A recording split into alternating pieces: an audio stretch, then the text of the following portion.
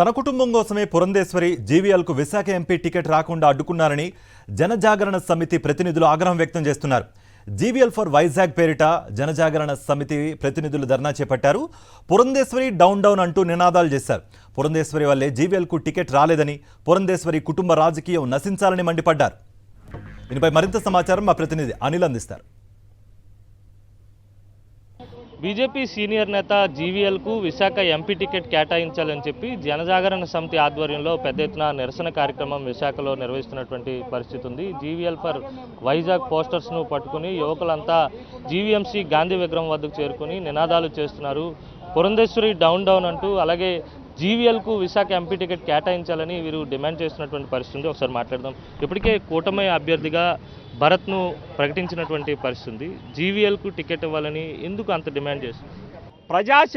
ప్రజాసేవ చేయడానికి నిబద్ధతతో నిరంతరం జీవీఎల్ ఫర్ వైజాగ్ పేరుతో కృషి చేస్తున్న జీవీఎల్ నరసింహారావు గారిని పక్కన పెట్టి కులం కోసం, కుటుంబం కోసం పని చేయించడానికి పురంధేశ్వర గారు కుట్ర చేసి విశాఖ ఎంపీ సీట్ను లాక్కున్నారు. ఇది నిజం కాదని నిరూపించగలిగినట్లయితే వైజాగ్లో సంపతి వినాయకుడు టెంపుల్ చాలా ఫేమస్. వినాయకుడి పైన పురంధేశ్వర గారు ప్రమాణం చేసి నిరూపించగలరా అని ఈ సందర్భంగా మేము సవాల్ చేస్తున్నాం. ప్రజాసేవకు సంబంధించి నిబద్ధతతో పనిచేస్తున్న జీవీఎల్ గారికి విశాఖ ఎంపీ టికెట్ కేటాయించకపోవడం వల్ల దాని పర్యవసానం తీవ్రంగా ఉంటుంది. విశాఖ పార్లమెంట్లో ఉన్న 180,000 మంది ఎవరైతే ఉత్తర భారతీయులు ఉన్నారో, కేంద్ర ప్రభుత్వ సంస్థల్లో పనిచేస్తున్న వారు ఇక్కడ స్థిరపడ్డారో వారెవరు కూడా కూటమి అభ్యర్థి భరత్ గారికి ఓటేయడానికి సిద్ధంగా లేరు.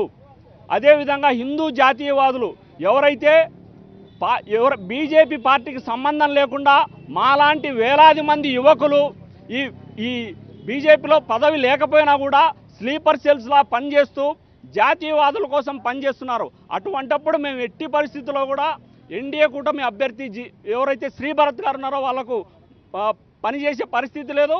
వారికి ఎట్టి పరిస్థితుల్లో కూడా ఓట్లు వేసే పరిస్థితి లేదు. వికసిత విశాఖ రావాలంటే జీవీఎల్ గారు ఉండాలనేది విశాఖ ప్రజల యొక్క మనోభావం.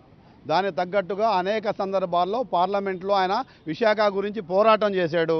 అధికార పార్టీ రాజ్యసభ సభ్యుడైనప్పటికీ కూడా అనేక విషయాలు సాధించడంలో ఆయన ఒక ప్రతిభ, బహుభాషా కోవిదుడు కాబట్టి ఆయన అనేక రకాలుగా సాధించారు.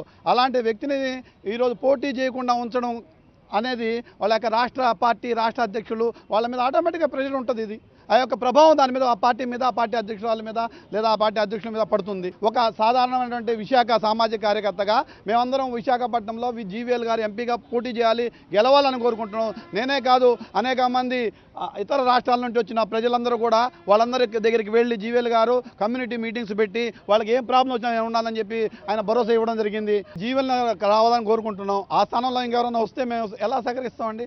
మేము సహకరించడానికి అవకాశం లేదు మా దగ్గర నుంచి. ఒకవేళ రాజకీయాల్లో ఏదైనా జరగవచ్చు, కానీ మాలాంటి నిజాయితీ గల కార్యకర్తలు, ఓటర్సు వీళ్ళు మారరు. మీ నాయకులు మారిపోవచ్చు, రోజుకు ఒక నాయకుడు మారుతున్నాడు. ఐపీఎల్లో ఏలాంపాట్లో మారినట్టు మారుతున్నారు, కానీ మేము మారమండి. ఇది మొత్తం మీద పురంధేశ్వరి కేవలం తన కుటుంబానికి మేలు చేసే క్రమంలోనే జీవీఎల్కు టికెట్ ఎగ్గొట్టారని వీరంతా కూడా చెప్తున్నటువంటి పరిస్థితి. ఒకవేళ పురంధేశ్వరి అది నిజం కాదని చెప్తే వైజాగ్ సంపత్ వినాయక టెంపుల్లో ప్రమాణం చేసి ఒప్పుకోవాలని చెప్పి వీరంతా డిమాండ్ చేస్తున్నారు.